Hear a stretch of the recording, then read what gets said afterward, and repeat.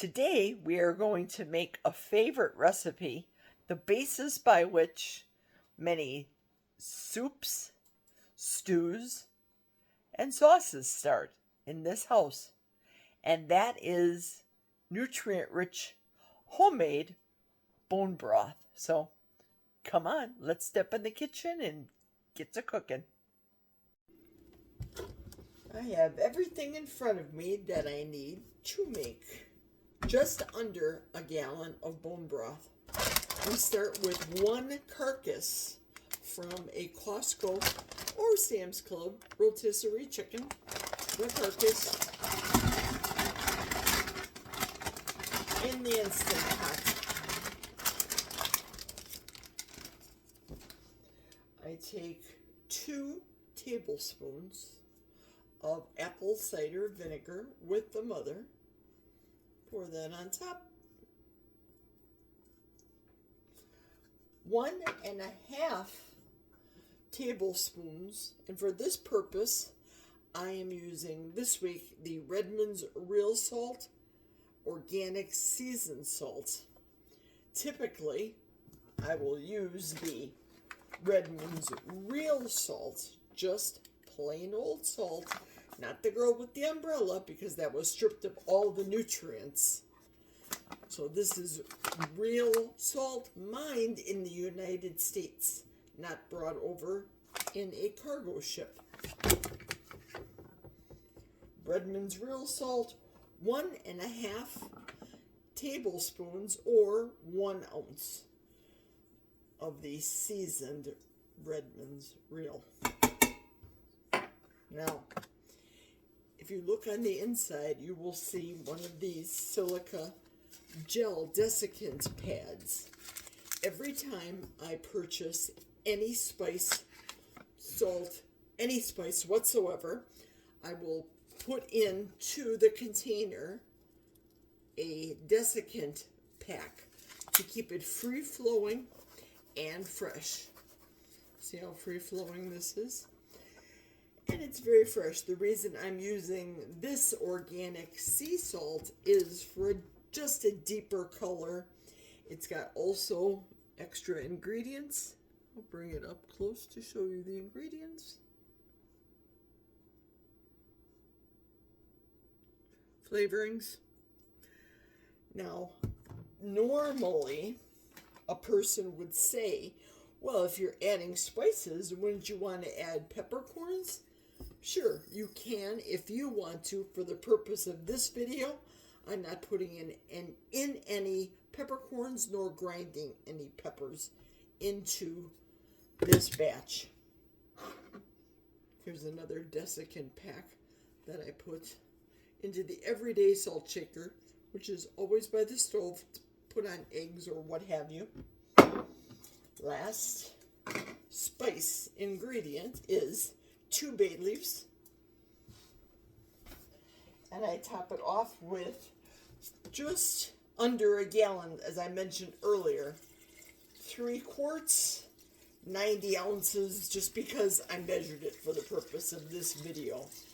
And all it does is make sure that I cover, after years of making this bone broth, I just want to make sure that I cover the bones with the water. Not fancy schmancy water. We live in the middle of a forest. We have well water, so that's all I use. Put it just so in the Instant Pot for measuring purposes. It's just under the 2/3 mark for this pot. And stand by, I'll show you next step. Next step is I give it a quick zhuzh. If you can see all the colors from the salts that are used in this Redmond season blend. Give it a quick zhuzh. That's good. Pressure cook next. 1 hour and 30 minutes, and I do it under high pressure. This is the way I make it to extract as much of the nutrients out as possible first time around. There she is. It's on. But I got to put the lid on, of course. There we go. Whoops. There's our lid. When you hear that noise, you are good to go. Now just wait 1.5 hours and we're going to have the first in the series of 2 cooking methods done. High pressure first. Very important step here when you pressure cook the bone broth is turn it to the closed. Let me see if you can see it there from the back. The sealing side. Turn it that way, not the vent side, to ensure that it seals properly and you can keep all the nutrients in the pot. Okay, 2 minutes ago, my first part of the high pressure was complete.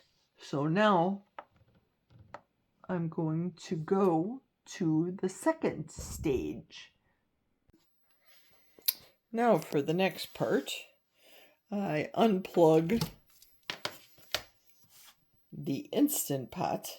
It's still pretty much full pressure, not a doubt. Plug it back in. It's gonna beep at me and say that I'm off. I'm gonna hit the pressure cook. We're going to go pressure level low pressure for 1 hour and 30 minutes. And she'll start.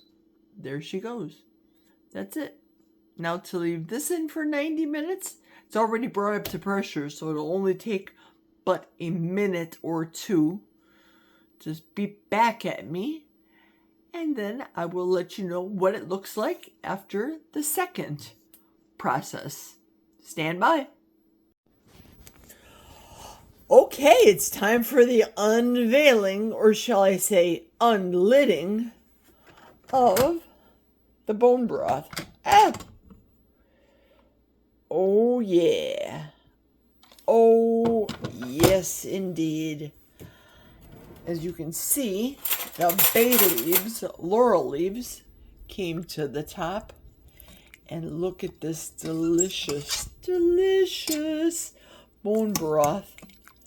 Yes, for those of you that are wondering, I do rinse off the spices that Costco or Sam's Club has on their skin before I make the bone broth, because I feel, number one, for me, I'd like to put my own seasoning in, hence the Redmond seasoning blend, and I just don't want some sketchy things that may be sketchy to other people to be in my particular bone broth.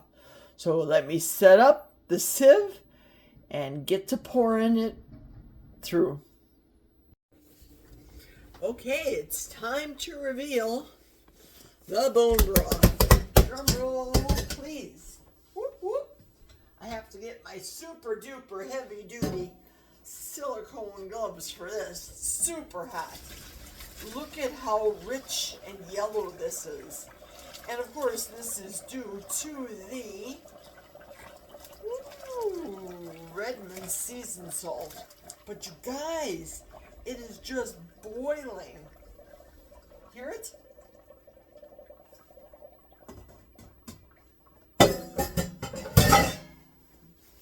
Boiling so good. Let me show you what it looks like. So this is the solids taken out. And of course I put it in my sink just because I don't want to have a fatality, just in case. Take out all the liquids. Bloop. There she goes. That's the solids. That'll go into the trash. And there is the bone broth. So good. I'm going to filter it one more time for some of the impurities there and a couple of itty bitty chunks.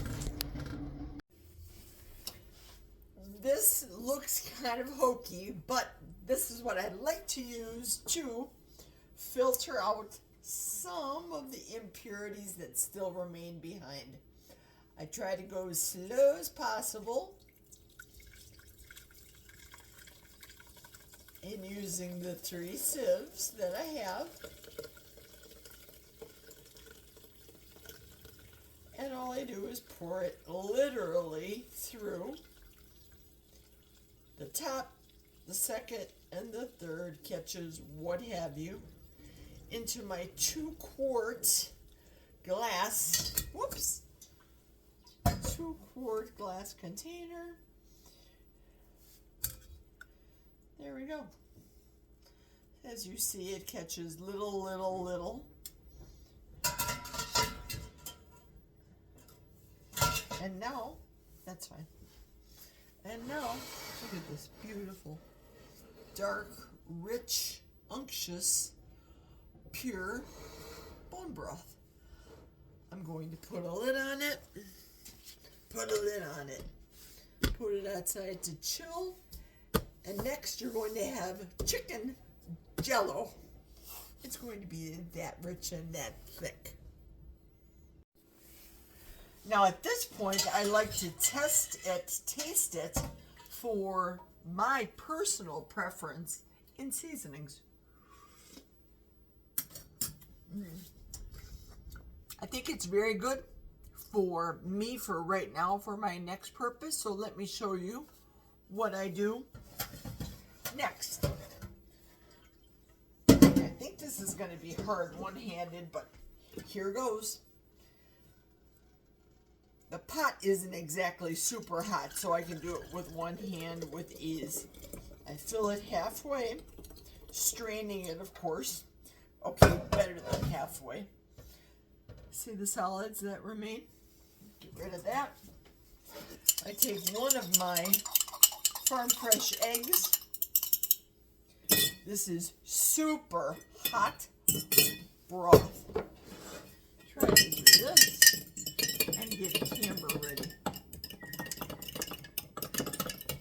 I make perfect egg drop broth just to be able to enjoy right now. Get the benefits of the bone broth. Scooch down a little bit. Benefits of the bone broth and the egg.